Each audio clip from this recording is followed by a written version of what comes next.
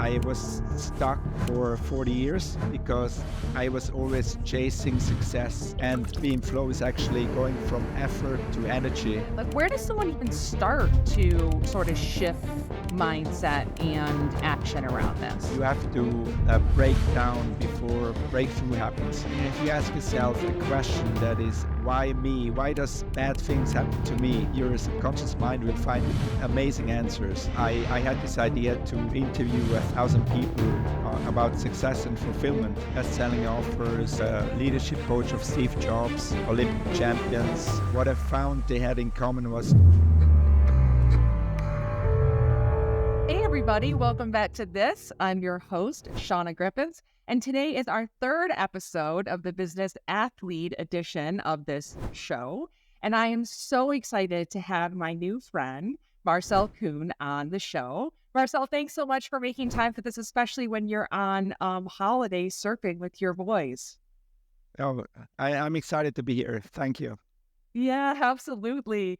So, folks, as I mentioned, this is another one of the Business Athlete episodes. And really, what that means is it's all about helping you in your pursuit for optimal performance. And Marcel and I share a passion for that. As you all, hopefully, you've seen my Sunday Stories post. So, I post a lot about that related to a parallel between on the bicycle and off the bicycle. And Marcel brings that to you all and to his audience related to surfing. So I'm going to get right into a quick intro of you, Marcel. So you're a speaker, a best-selling author, a coach, and you wrote dreamer in your profile, but I'm going to tell you you're a dream catcher, and you're obviously a surfer. So again, I thank you so much for coming here today. And so tell us a bit about you and what you're up to these days. Yeah, so as you mentioned, I'm on holidays with my kids, my three boys, and my parents, and we are in Spain now for 2 weeks. And my voice is a little bit hoarse because I just did my long distance swim and run on Saturday, which is it was really unthinkable because I was sick for 2.5 weeks. I had a virus in the middle of the summer. I couldn't train for 4 weeks, but I decided to do this race anyway, and it's a huge race. It's called Unthinkable. It's a Swedish format where it's called you run from the lake to lake, and it was in the Swiss Alps, and I did it with my best friend, and we ran uh, 10 times, and we swam 9 times. So you run in the wetsuit in the Swiss Alps, so it's beautiful on trails with a lot of climbing, and the swim is in 40 or 50 degree water, Oh, Fahrenheit. So it's super cold. So I got a little cold there thinking, yeah. So that's what I've been up to. But I think when you have the choice of quitting before you start or just going for it, then I always want to go for it because I don't like to quit things. So yeah, that's a little of my mindset, and that's what I've been up to. that's awesome. And so you do have a book that's titled Unthinkable. And I think that really goes with that mindset that you just said, where it's like quitting before you start isn't even an option. So talk about where did that unthinkable concept come from, and tell us about your book. Okay, so the book, the full title is Unthinkable: Life Teachings from a Soul Surfer, and it took me 7 years to write this book. And when it got started, when a person in a family member died for a tragic accident. She was 32, and I got really stuck, like stopped in my tracks. And when you are faced with mortality, you have to think about what you know. Or I ask myself the question, why I'm here, and what's my legacy, and what does it all mean? And at the funeral, I ask myself, why are some people so successful and fulfilled, and other people seem to be, uh, you know, um, trapped or stuck? And I had this idea to interview 1,000 people about success and fulfillment. So this started from this question at the funeral, and then it turned into a book. And book title was Achievers, a thousand ways to success and fulfillment. And I interviewed like 60 people from around the world, from 20 countries, 5 continents, and they were best-selling authors, the coach, the leadership coach of Steve Jobs, Olympic champions, like paraplegic Olympic champions in downhill skiing. Can you imagine someone downhill skiing as a blind person? So just really incredible people. And what I found they had in common was doing the unthinkable, doing the things that maybe you and me think is impossible.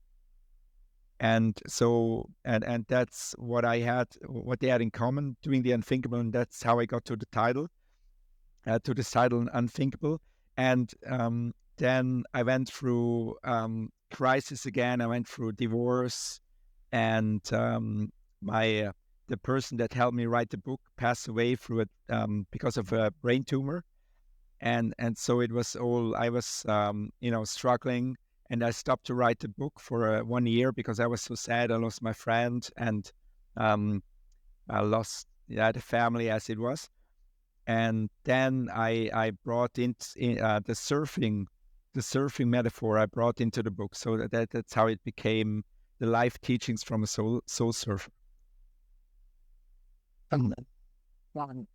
So talk to us about that, because I obviously do that with my Sunday stories and my stories about these ideas that come to me, the parallels between on the bike and off the bike.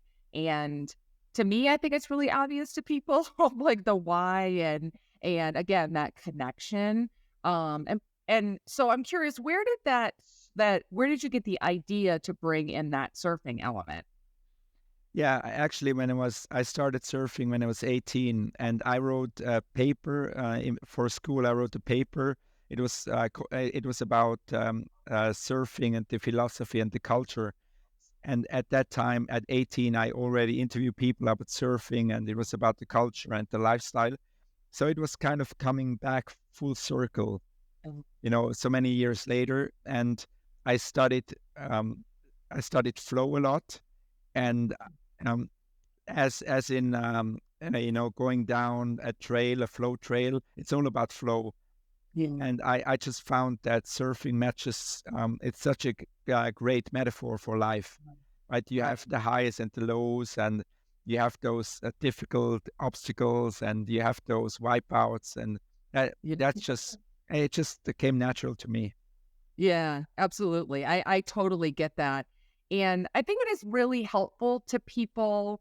Sometimes I think that in business, if we're only thinking with a business mindset about literally like, the sort of the chess pieces on the board that way, sometimes we're only looking through that lens and we can't see through it a different way. We can't see through how to come up with a solution. So that's been part of my why for bringing the cycling metaphor into it, is because I feel like if I can present something that helps someone see it through a different lens, then maybe someone could say, oh, okay, now I can think about it a little bit differently, and now I can figure out how to move forward. Yeah, I think that's what I talk about with Unthinkable.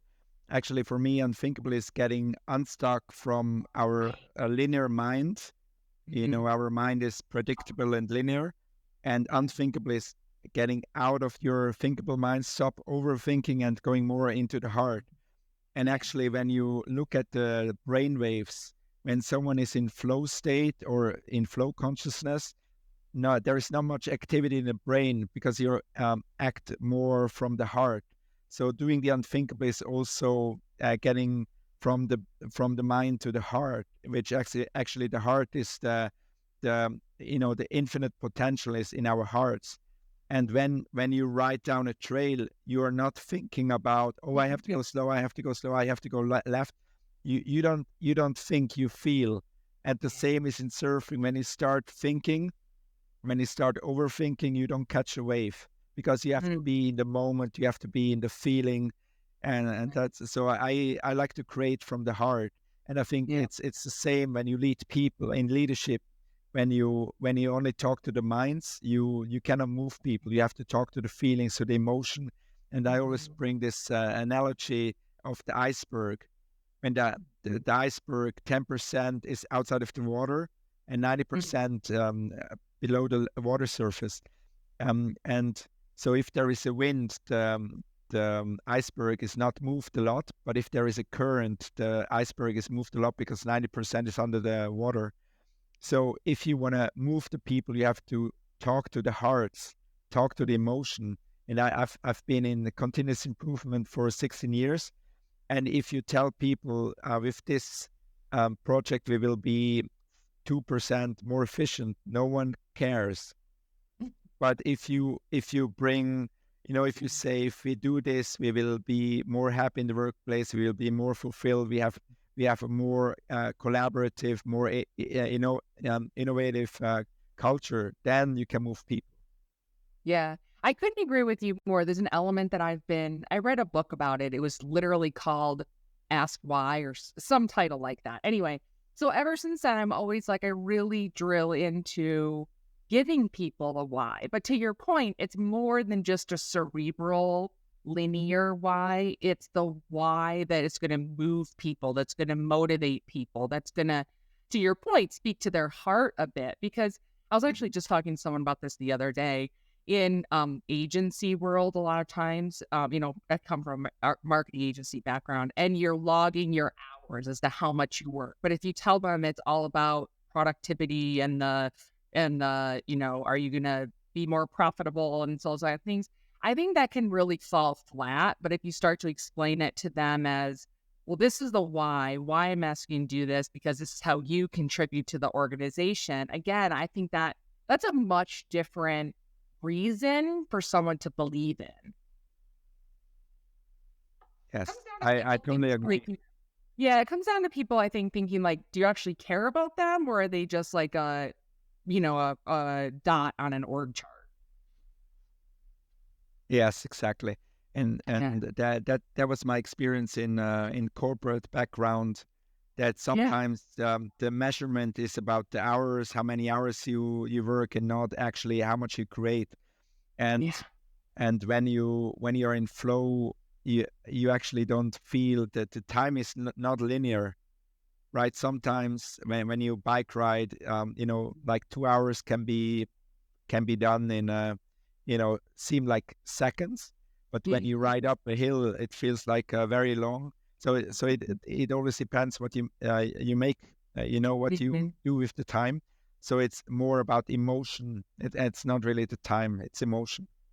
Yeah, absolutely. But I'm glad you mentioned your background, because you do, as I've learned, you have a background in lean management and the corporate side. So that's a lot different than where you are today as speaker, author, coach, all of that. So talk to us about a bit of that. Like, what's that been like, that evolution of your career, and a bit of that courage, that bravery to really go in an uncharted territory?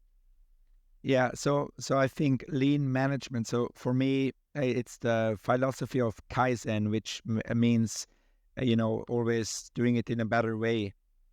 And it doesn't mean lean. The English translation is not really correct, right? Oh, Lean is not about only being more efficient, just doing it better. But that doesn't mean always less, less, less. It just means better. That's a Japanese philosophy. And I also spent 4 years in Tokyo working in consulting and project management there, in improving the business units I was working at. So that so that's a background. And mhm. yeah, and when you take the continuous improvement, when you take it to the personal level, it's personal development, which Yeah. is what I've been doing for 20 years, right? I've always my mindset is always, how can I make it better? How can I make life better? How can I just improve everything? And so I think if you actually, I'm still doing the same, just for different people. I Yeah. just felt in corporate, I couldn't reach as many people as I wanted. And so stepping out in the middle of my separation and divorce, I decided it was a good moment to step out of corporate, which is absolutely the worst moment to do it. but but there is never a good moment to Yeah. to step out. And Yeah. you spoke about courage, and it takes a lot of courage to get out of something that is safe and Yeah. linear and predictable. It takes a lot of courage, and Yeah. there is a myth around this. Many people think that I step out when I have something that is safe and Oh, right. predictable. But as you know from downhill biking, you have to let go and you have to drop in and go with the flow. Right? If you Yeah. lean back, you fall. If you have to lean into your fear, you have to lean into the steep territory. And in surfing, it's the Yeah. same. Right? If you Yeah. lean back, you fall back. So actually, you have to commit fully. So that's the Yeah. same in mountain biking or surfing. Commit fully and let go. And letting go is something I talk about a lot. Letting go is a passive process. So you let go your hand, but we as humans, we hold on to things and hold on to emotions and hold on to partners, and so it takes a lot of courage to let go. So many people I see prefer to stay in a bad relationship than Mhm. letting go and hoping for something, or not hoping, but being ready to embrace something different. Yeah. Yeah, absolutely. Something that I read that is part of your philosophy I really loved is this like the encouragement, kind of along what you're saying, the encouragement of riding that wave of change instead of being resistant to it. And I love that because a lot of the thing that I kept out in front of myself is about that don't not having to chase after something per se. It's that same thing. Like if the energy is stagnant, you don't have to chase after it. It's like, how do you, or if the energy is, how do you work with that energy instead of trying to fight it, is my point. So Yeah, I really love that you have that philosophy. So talk about that a little bit. yeah. I have so much content I would like to share, so I don't know what I should share exactly. But I think in my book I talk about I have this acronym called SURF, and this is it stands for surrender to an unthinkable reality through flow. So and letting go and surrender. This is what I talk about a Mhm. lot. Surrender to the change, or giving in, not giving up. That's what I find really meaningful. Because if you fight change, then you will lose. It's like fighting the waves. The waves are always strong. They're always coming. Yeah. You can fight it all you want. And for me, I think it's a lost cause if you want to fight for keeping something the same, because you will always lose, because you fight against the universe, Yeah. and you will lose, and just go with it, go with the flow and lean into it. That's much more fun, more exciting. Yeah, so I think it's really important to surrender. And in my book I talk about that I was stuck for 40 years. Mm. So my whole life I felt stuck because I was always chasing success. I was Yeah. efforting, and flow. To be in flow is actually going from effort to energy. So that's important.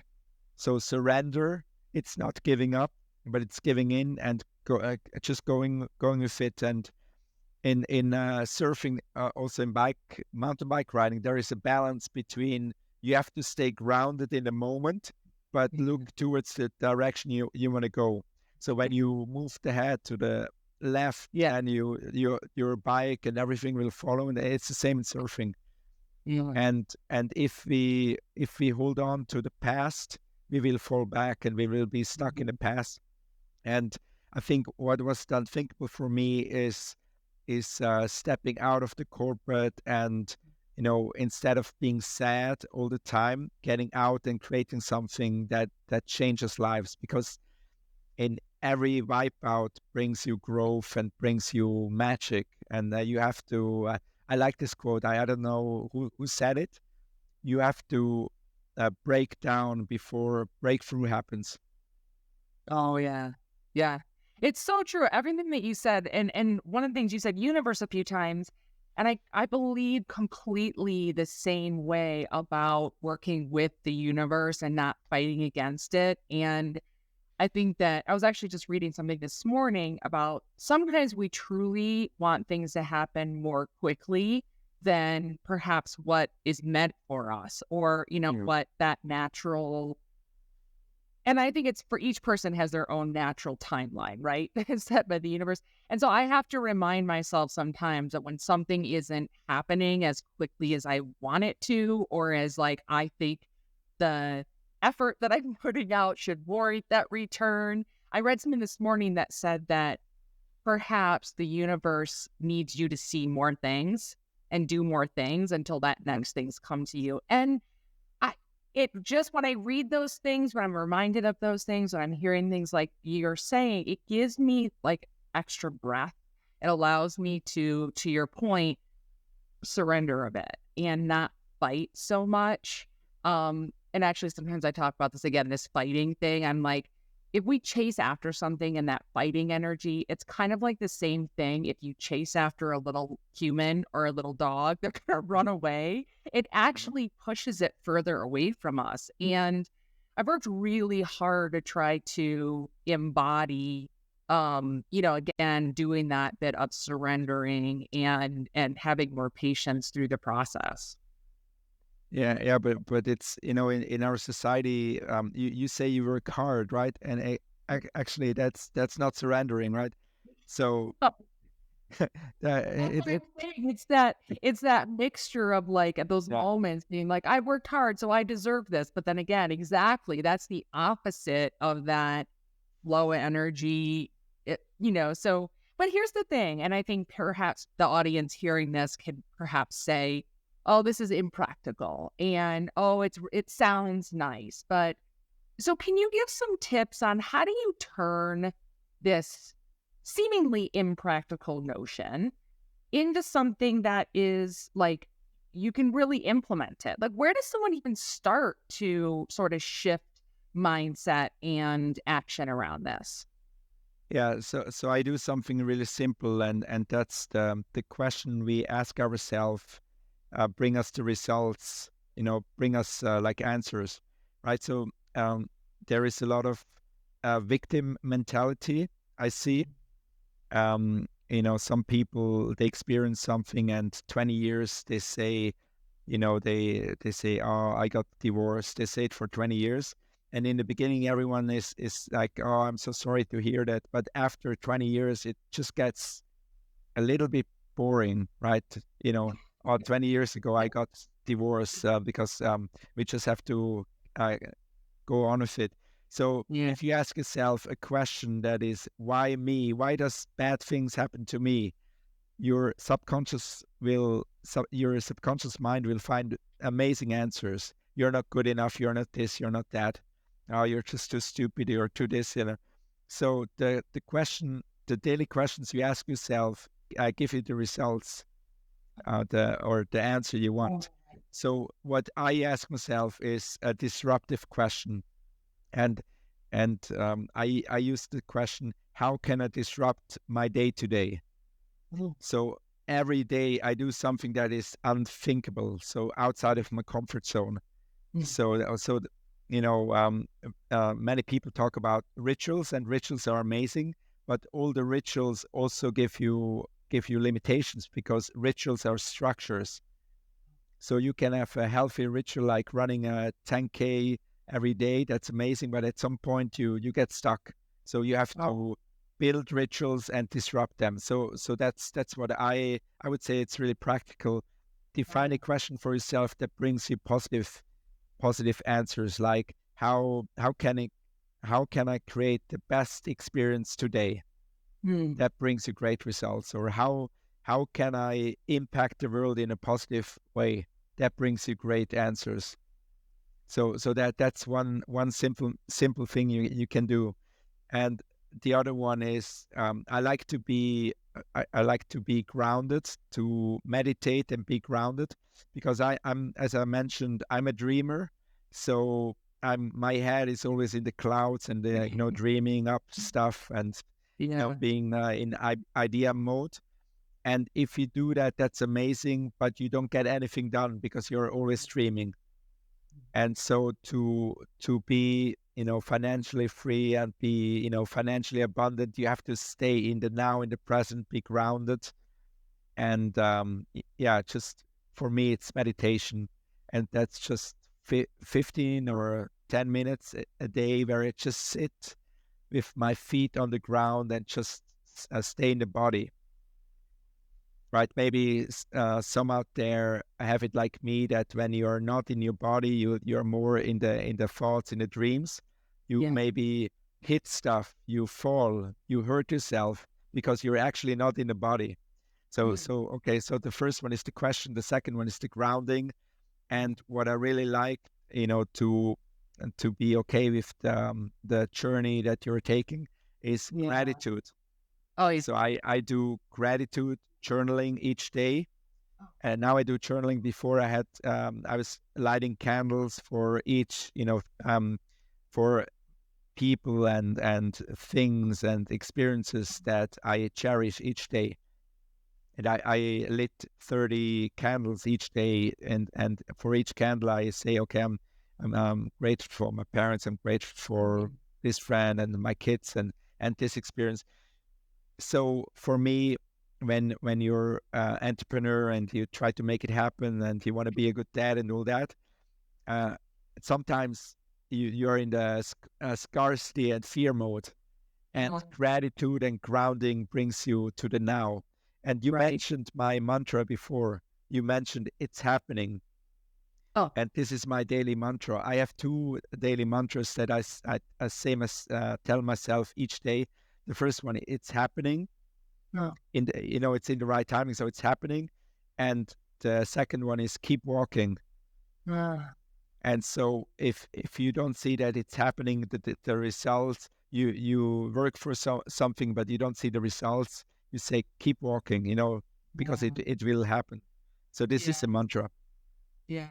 No, I'm so It's glad you're sharing. I'm so glad you're sharing all these things because I often talk about this. It's literally a practice. It takes work. It doesn't happen a different mindset or achieving the unthinkable as you talk about.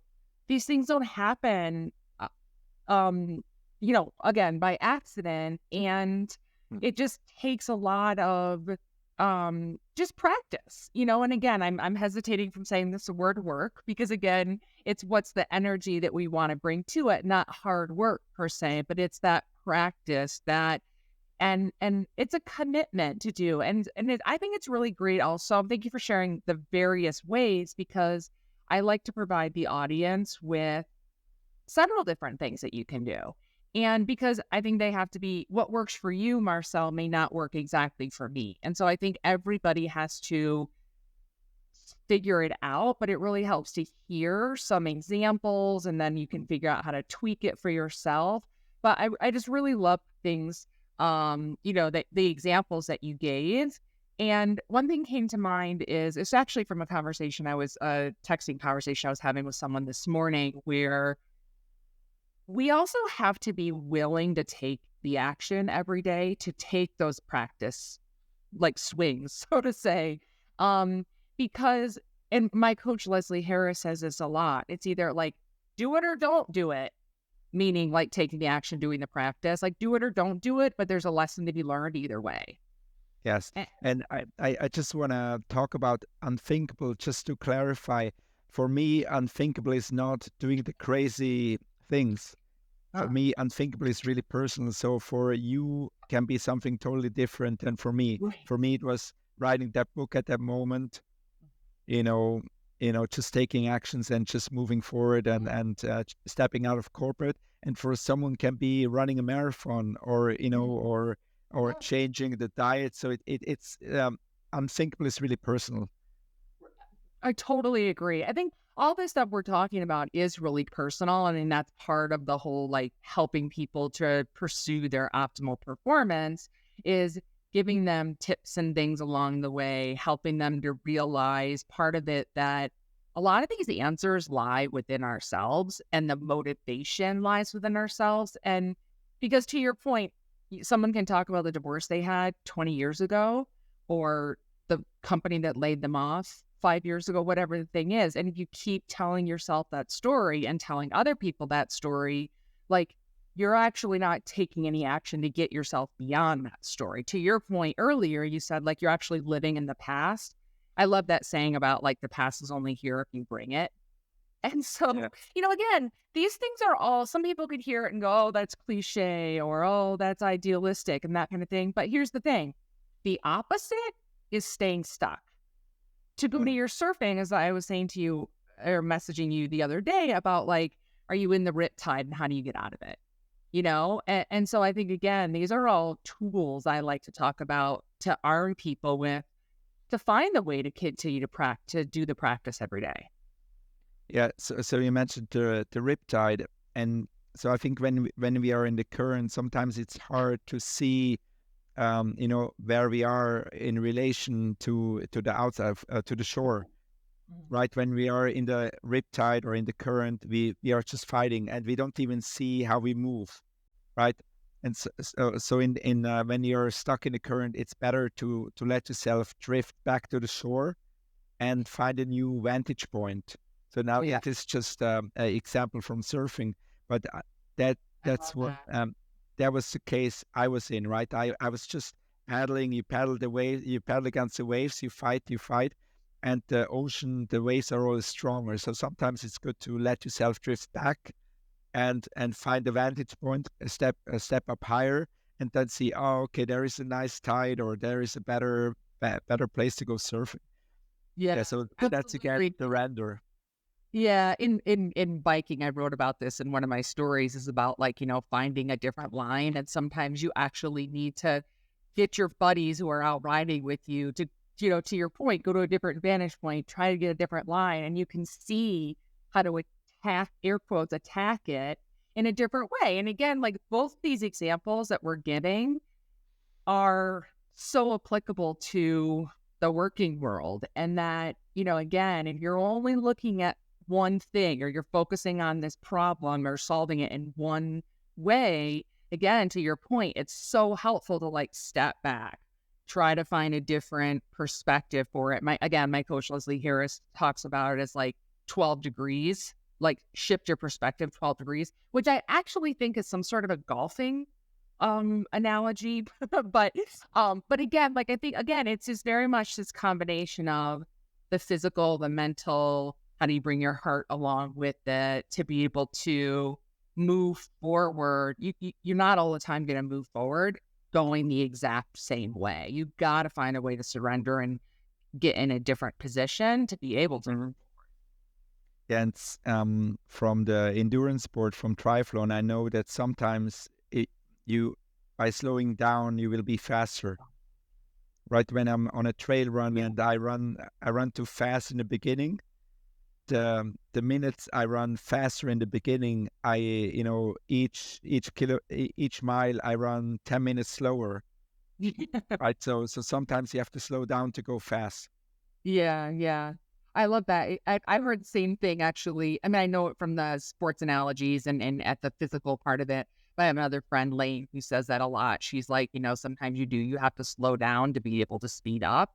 And it really is true. And so, I think again, for the audience as they're listening to this, these are all different ways to think about this, like the actual way you can move forward. Again, it's like, I can't. So you said it earlier about being stuck. There's so often we feel so stuck and we just keep telling ourselves that. So my hope, and I think your hope, is whether it's the surfing analogy or the biking analogy or the quote I gave, I'm giving that are actually more related to the business world, something in that sticks and helps people to think, oh, okay, that's something I want to remember and keep out in front of me in order to keep going.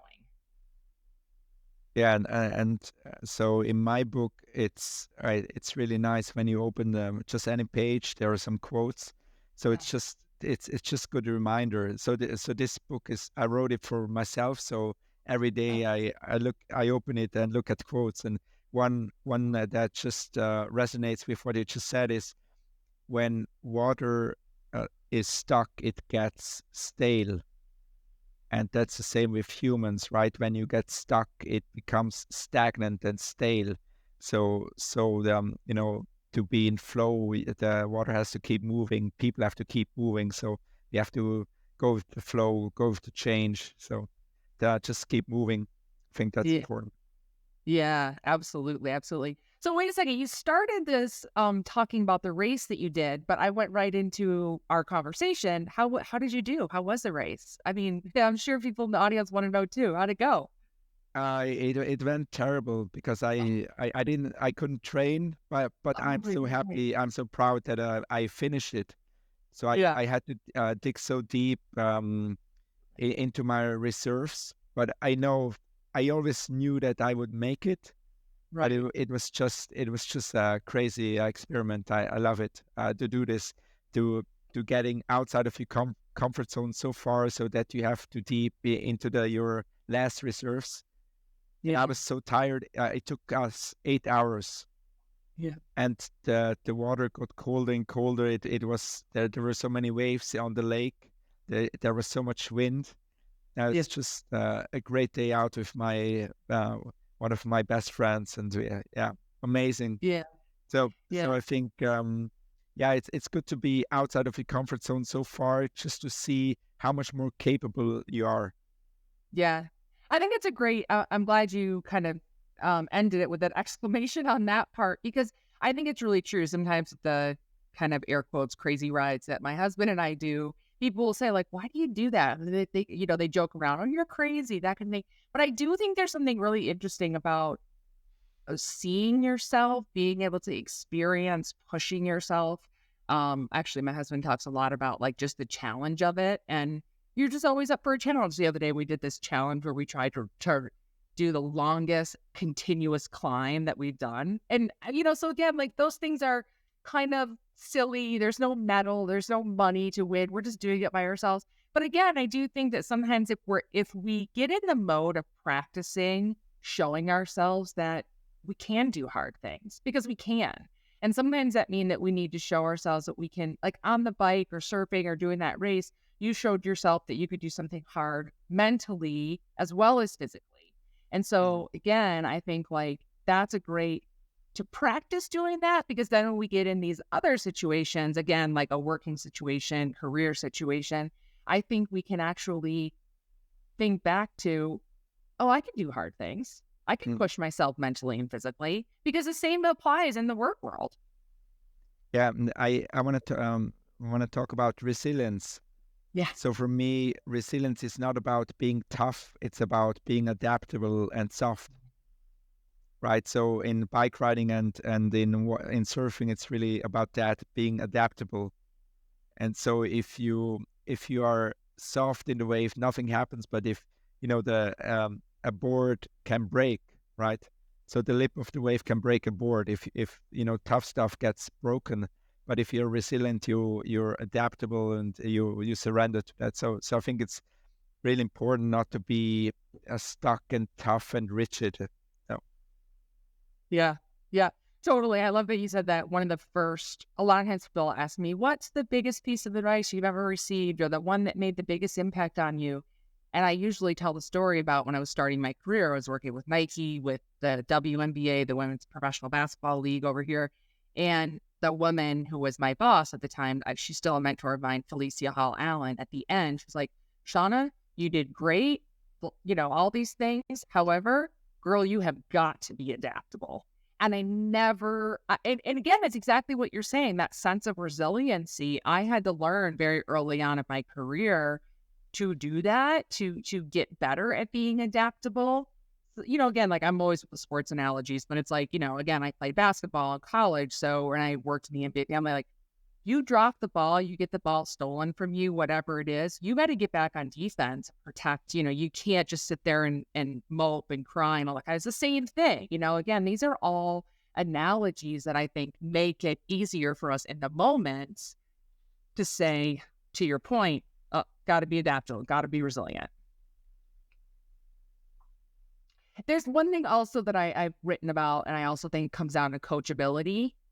And I think, again, it's that I'm sure in surfing, you're coaching your sons this week and vacation. And, I think that, but coachability, I think, works both ways for the coach and then for the person learning. It's like we both have coachability. To your point, is that I think you were talking about the Kaizen earlier, where it's that continual improvement. It's wanting to be better.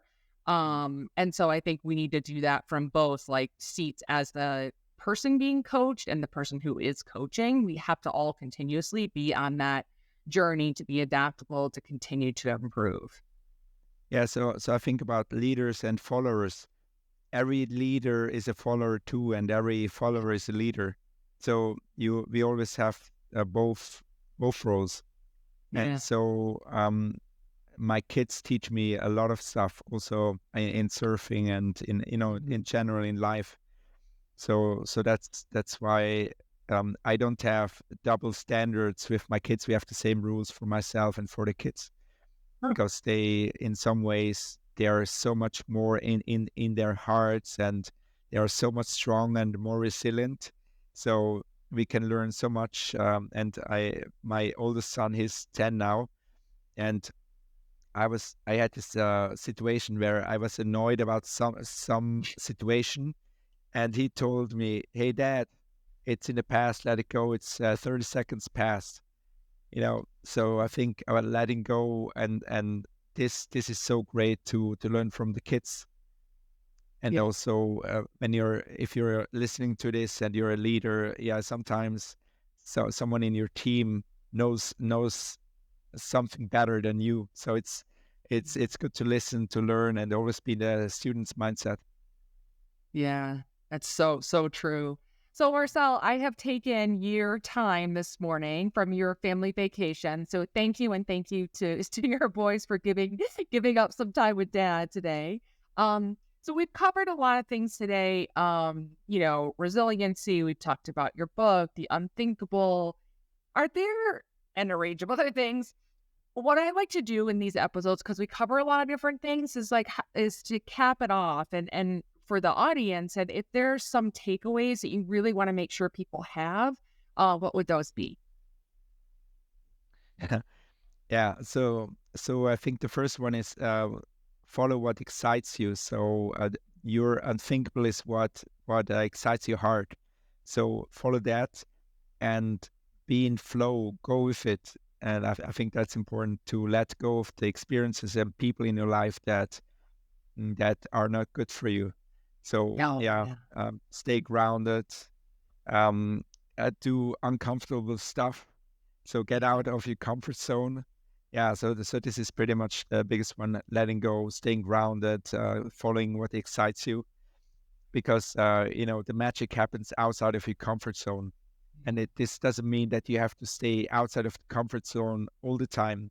It can be when you go in the cold water, you are 2 minutes out of your comfort zone. That's enough. That's a big Yeah. impact. Yeah. Yeah. Wow, that's so great. Thank you so much. I really appreciate it. Folks, follow Marcel, check out his book. He's got great content that he put out. Thank you so much for becoming a new friend of mine, for reaching out to me as you did that one day on LinkedIn. And I look so forward to continuing to collaborate, to support one another. And I hope you have a great rest of your day with your family. Folks, everybody have a great day. Thanks for joining. Thanks so much.